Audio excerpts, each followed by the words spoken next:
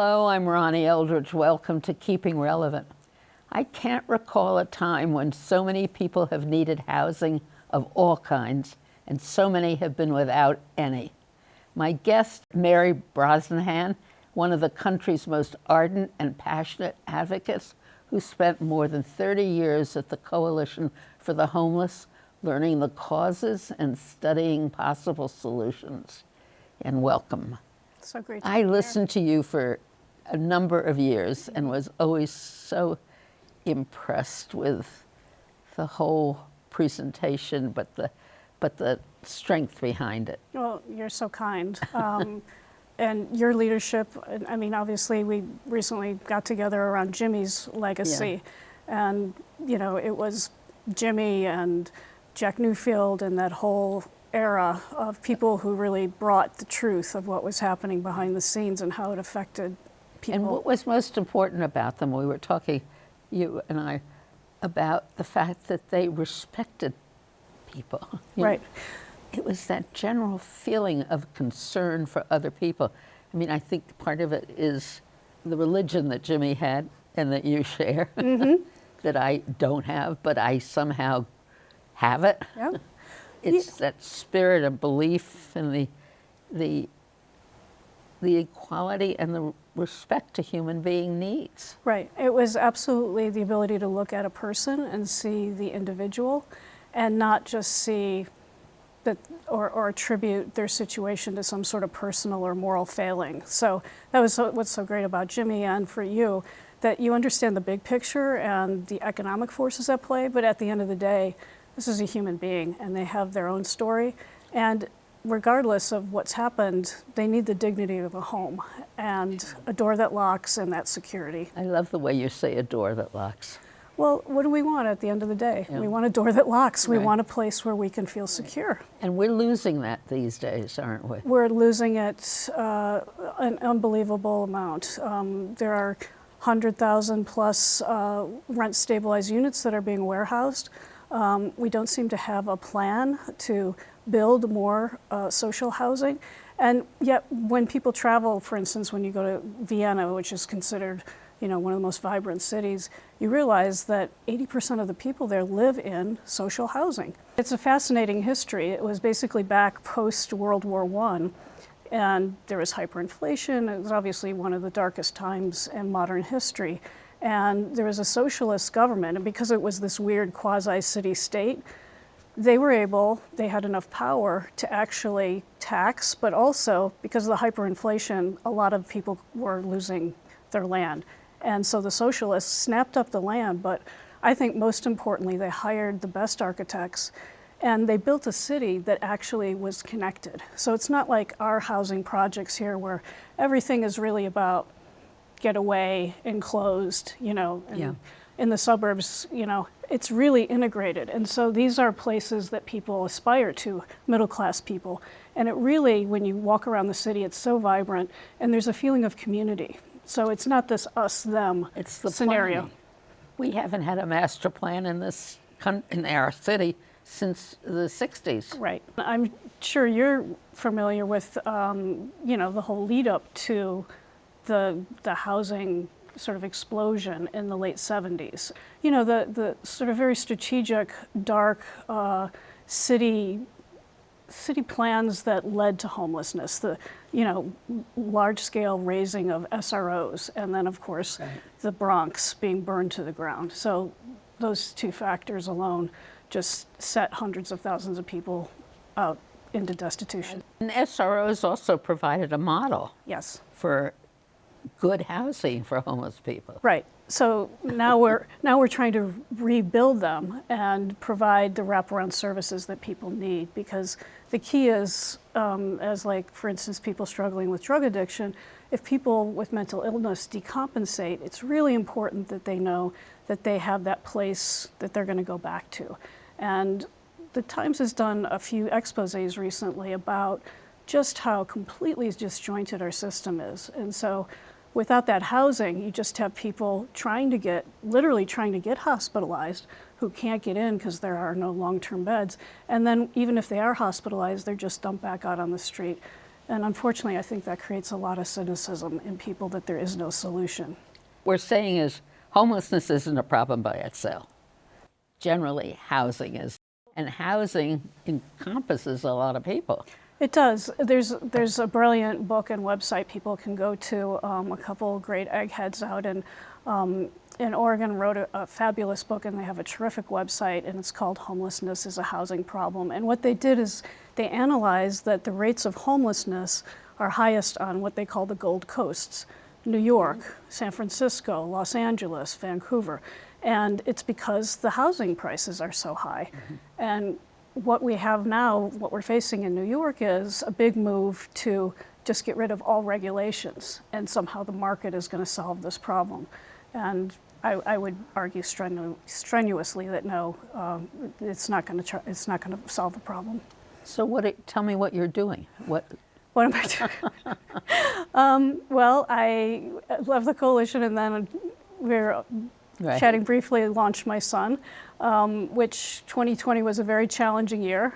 We thought that he was going to wind up at his dad's alma mater out in California. We got out there, people forget the wildfires, and his school was right adjacent to the wildfires. So he had an unexpected gap year. Now he's studying abroad. And so I've used the last 2 years writing this book for Beacon Press, Myths on Homelessness. They're doing a whole series, which is really wonderful, about myths. And so it's deconstructing these myths, which I think is very important, so that we can also introduce real solutions. And sorry if I'm going on too long, but we have these, what's ironic is we have the blue states on the coast with people like Gavin Newsom or Kathy Hochul and Eric Adams. These are Democrats, but rather than building the housing and opening more long-term hospital beds, they continue to constantly lean into these police solutions, and we know that that's what kind of policing solutions. In other words, rousting them from the subway and this type of thing. It's this effortless conflation of homelessness and criminalization. And on the West Coast, are they doing similar building? I mean, leaning into the developers to do the building? Yeah, well, especially in San Francisco. And so they're doing that. And one thing that we haven't touched on is just yesterday, the day before this taping, the Supreme Court heard one of probably the most consequential case involving homelessness in a generation. And it's called the Grants Pass case. And basically, this small town in Oregon, Grants Pass, tried to make it illegal for people to sleep outdoors. And Sonia Sotomayor basically confronted these people and said, where do you want them to go? Do you want them to kill themselves? When I go to the beach or when I stargaze, I tend to fall asleep. I'm not going to get arrested. You're targeting these people. And so this is sort of the natural endpoint of what's happening on the West Coast. If people don't have a shelter or housing or a viable place to go to, they're trying to criminalize it and sort of kick the can down the road and push people into the next town. Is there a shelter in Grants Pass? No. Well, there's one. There's one, but it's a religious one, and you have to pray in exchange for shelter, and there's not enough beds. No. So the answer is no. There's not. So there's no alternative. I mean, they can't provide you with a bed someplace. Right. And I know people don't have endless time, but it's really fascinating to listen to those oral arguments. Same phenomenon, would the same thing happen if there was available shelter bed? Well, this goes back to the Gavin Newsom. I'm sorry, I lost my thread there. So Gavin Newsom basically was sued, and so there's a very important precedent set in California that told him that you couldn't arrest people unless you provide shelter. So we're seeing if he's going to make good on that, and also learn the lesson from New York, maybe jump to the solution, like emergency shelter is life-saving, but let's also invest in housing, because that's the end goal here. There's no suggestion at all of ever having federal funding for housing. Yeah, and I keep referring to this book, but one of the great things I sort of stumbled upon in researching this book is, I'm sure you know Penn South, the wonderful. Everybody's familiar with that night that Marilyn Monroe sang Happy Birthday, Mr. President at Madison Square Garden. Well, earlier that afternoon, JFK and Eleanor Roosevelt had sort of the ribbon cutting for Penn South. and 10,000 people showed up and sang happy birthday to JFK. And he gives one of the most beautiful, it's maybe 3 minutes, you can see it, you can listen to it on WNYC. And his vision for that and the difference between that Democrat and the Democrats that we have now, he was all about, we're going to do this hard thing and we need to do it now. You know, the urgency and also the vision. Find that kind of housing. Yeah. Truly affordable housing. Yeah, and that the federal government had more skin in that game than anything else. People expected the federal government to step up.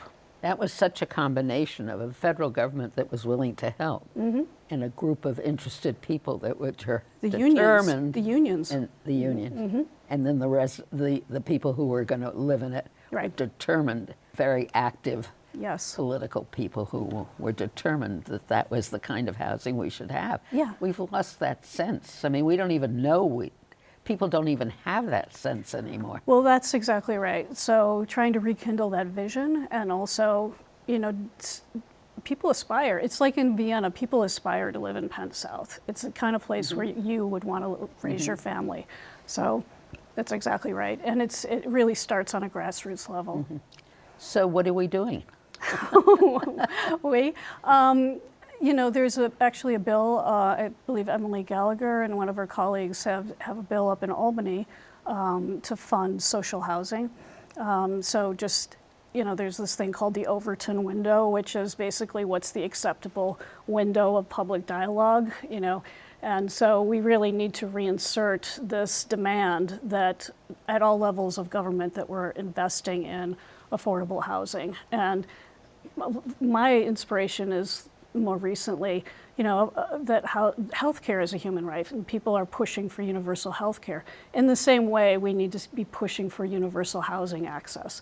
And so I think we can learn a lot from that cause and sort of how they've made it front and center. But the homeless housing is a subset, no doubt, but that then breaks down also. It does. There are some homeless people who just can't find an apartment. Right, and those, you know, and that's the families, and also a lot of people don't realize that most of even the single adults are working.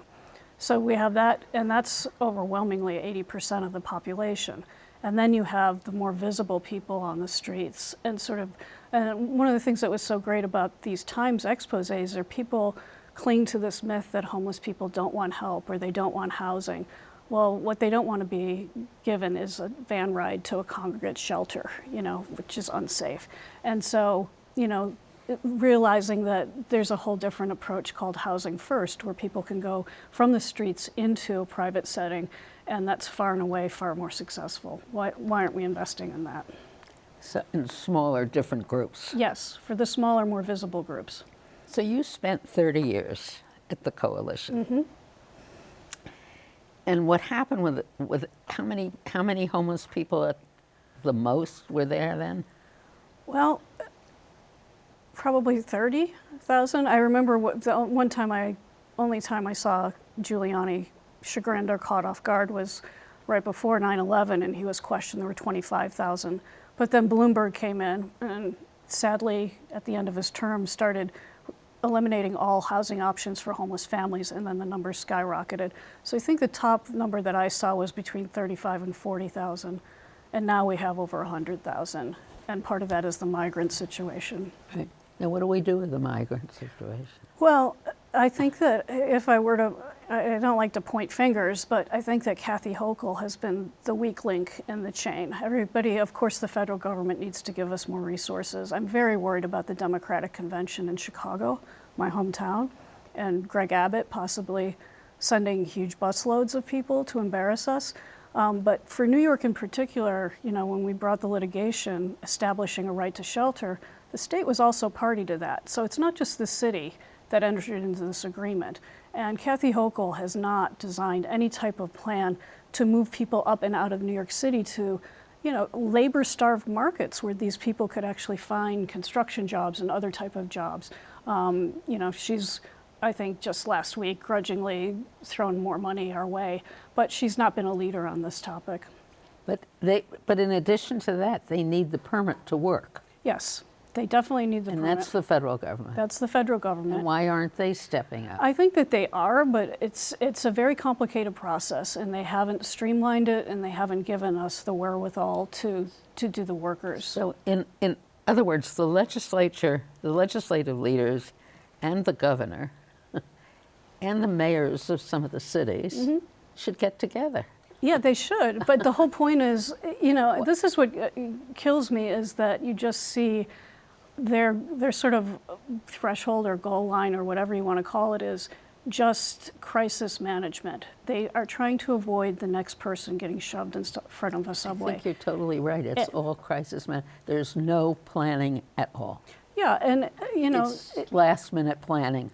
it is. in It's response. yeah, so it's very crisis driven, and this is the one thing that makes me pull my hair out is we know it works, and so why aren't these Democrats leaning into what works and also explaining to people? There's a great a friend of mine has a group and a website called Invisible People, and he spent time in Finland. And Finland has completely embraced this housing first approach, and they have eliminated all homelessness from their streets. And so here's where the real tug of war with the American values is. You have to accept that some of these people do have mental illness or are not ready to get into drug treatment. But their attitude is, do you want this happening out on your streets, playing out on your streets? You go into one of these rooms and it's, a big mess. And the workers' attitude is, you want that there or do you want it on your street corner? They were very practical and very humane. Like they still see that person struggling and that we're going to have a lot better chance getting that person into treatment, giving up drugs if they're in housing than if they're just out on the street and have lost all hope. You have the criminal justice system, which is releasing people from prison without really following and knowing what they're doing, right? And then you've got the mental health system also. And everybody's just, I don't know what they're doing. I mean, I remember in the days when we were talking about urban renewal and the SROs, and the Greenwich Hotel in the Village, which is now a condominium called the Atrium, a luxury condominium. But then it was a home for indigent men. And it was wild, and it did have an atrium, and you'd have to use a garbage can top to walk across the main floor because everybody threw from their balconies. We formed a tenants committee, and they met, and it was very good. And then the president of the tenants committee got a summons for something, and he was supposed to go to court. He went to court, and his lawyer got into an argument with the judge, and before you know it, he was remanded. So the tenants committee chair was remanded. So I called the head of the I love it. I love it. the Criminal Justice Advisory Committee, whatever it was called. It happened to be Bill Vanden Heuvel. And he called, and Mr. Cherry, he sent Mr. Cherry, I'll never forget his name, lawyer, and I called the superintendent of the Tombs, and I said that Mr. Cherry was coming to get the chair of the Tenants Committee. Mr. Cherry went, and he told the Tenants Committee chair, who was in jail, that Mayor Lindsay sent him to bring him back home, and they went home. There I you mean, go. can you imagine something like that happening? Well, can I imagine somebody, this is before you were even in the city council, right? Oh, yeah. Yeah. I was working for John Lindsay. Right. But that people would be that. 1970 it was, 71. Well, people that on top of the detail, that there you are, it's your neighborhood, and it wasn't like you were looking for an opening. Oh, now we can gut this place and turn it into luxury housing. You were like, no, let's get this guy who's doing the right thing back on the scene. But it was all unbelievable. Yeah. Anyway, I just, it's so fundamental, which is what's so distressing. It's so indicative of what's happening to the country. It really is. And, I come from the Midwest and have family back there. And, and I talk to them and, I get a sense of why this Trumpian nonsense sort of is swaying people, and that they recognize this, that the hollowing out that's happened in the middle of our country, and the loss of job opportunities, et cetera. And this is exactly the type of scenario that gives rise to populist, I'm trying to think of a word that I can use on this TV show, of Trump, and then trying to redirect their anger towards solutions that will really solve the problem. What's distressing, although, also is when you talk about Vienna, where it's all spread out evenly. I mean, no part of the city Right, it's not is a concentrated. ghetto area and Exactly. everything. So the schools are more balanced. Everything is more balanced, right? Absolutely. We're never going to be able to have that. Well, it is interesting in that my son went to PS11, and I remember when he was maybe, I guess, in 5th grade when the whole stop and frisk thing was happening, and he's like, I keep hearing stop and frisk, what is this? And I explained what it was, and he said, you mean when I get older, my friend Kaya is going to get stopped by the cops? And I said, yeah. And see, that's what you can't teach when everybody's segregated. And so to the extent that we can get our schools more integrated and less separated, a lot of this sort of Right. basic understanding and seeing people as humans will take care of itself. Right. And the quality education. Oh, absolutely. That would be the, Yeah. yeah. And the attitude of leaders. I mean, I think that our current mayor has not helped with the attitude. Well, I used to say about Rudy, to hammer everything looks like a nail. I think to Eric Adams, it's that on steroids. His top advisor is Bill Bratton. And I remember going to a meeting with Bratton. Remember when the NYPD had a separate transit department, and Bratton was the head of transit, and then he was promoted. And I said, well, what are you going to do with homeless? And he said, we flush them out of the subways, Mary. We're going to flush them off the street. And so it really is that very much that carceral attitude that we just want them out of sight. And it's extremely disturbing. I'm glad that the city council is standing up to him. So tell me how you lived this intense life with the coalition, and it had to be intense. I don't know. Yeah. And you cared. The coalition cared for a group of people. Yeah. And you provided services and everything else. I mean, how do you just leave it? Well, What happened? Did you have a lot of it? Yeah, I would never compare myself to your husband, but Dan Barry talked about it, I'm sure you know, like Jimmy would write and then he would go home and go to bed. Because when you're exposed full on, it's depressing. Like, you absorb a lot of what you're seeing. And I think it was, I lost my husband when my son was young, and then I realized he's going off, and I was one of these overworking moms, even though we had a daycare center in our building we built out. But I wanted to spend some time with him before he went away. But here's a tip: don't wait till they're 16, because that's, the last thing I want to do is hang out with mom. Not the last thing, but I did want to shift, and also attack these problems, or at least analyze them upstream, because a lot of times it's a difference between sort of resistance and revolution. You're fighting the ground war, and then you're like, wait a minute, we need to maybe recalibrate and try to find that fulcrum, that point of leverage, so that we can, really have some revolutionary change. So now you've written a book. Mm-hmm. And what did you do to write the book? Well, a lot of research, and also sort of teaching myself, looking at essays by people like Jimmy Breslin or, Edward Conlon, writers that I really respect, and seeing how they constructed arguments.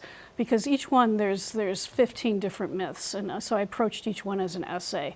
And also did a lot of deep research into the history of homelessness in America, to debunk the idea that homelessness is a recent phenomenon, but then also this more recent, that whole thing that you lived through in the 70s, with the Bronx being burnt to the ground, with the SROs that were essentially, the City Hall weaponized. They wanted to get rid of the SROs without any thought of where the people would go to. And then also rediscovering my comrades, say, at Ali Forney House, looking into runaway and homeless youth. So there's just so many aspects to this. So that's so this sort of is all covered in the book. Yep.